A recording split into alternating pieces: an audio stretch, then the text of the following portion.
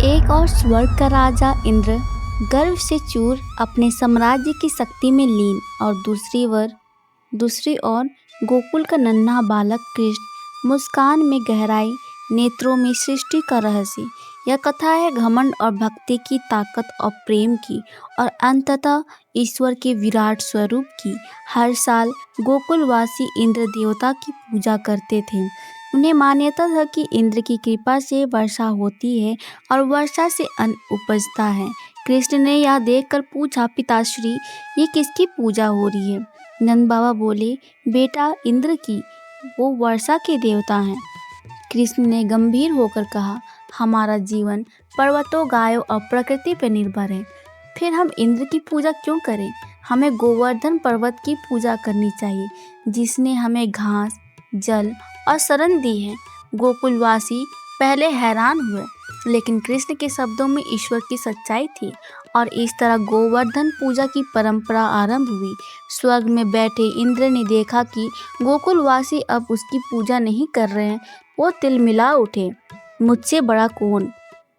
एक बालक ने मेरा अपमान किया है, अब गोकुल को मेरी शक्ति का पता चलेगा। इंद्र ने आकाश के द्वार खोल दिए।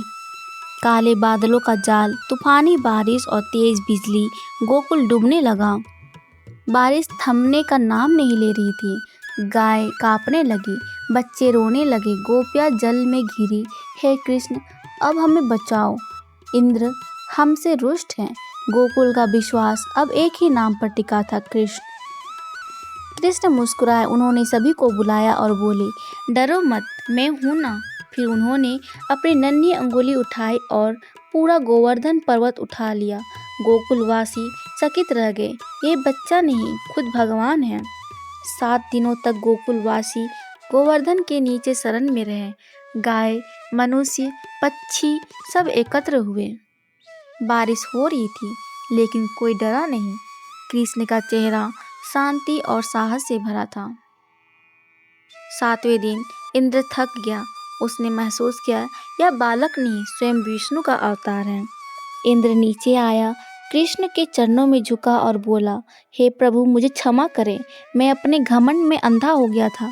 कृष्ण बोले, इंद्र, घमंड अंधकार लाता है और जब जब अंधकार बढ़ता है तब तब मैं प्रकाश बनकर आता हूँ।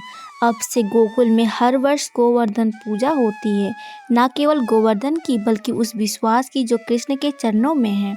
गोवर्धन लीला सिर्फ एक कथा नहीं बल्कि एक शिक्षा है। प्रकृति की पूजा करो, घमंड से दूर रहो और ईश्वर पर अटूट विश्वास रखो। जिसने पर्वत उठाया वो सिर्फ शक्ति नहीं, स्नेह और सुरक्षा का प्रतीक बन गया। जब गोवर्धनधारी कृष्ण, जय श्री कृष्ण।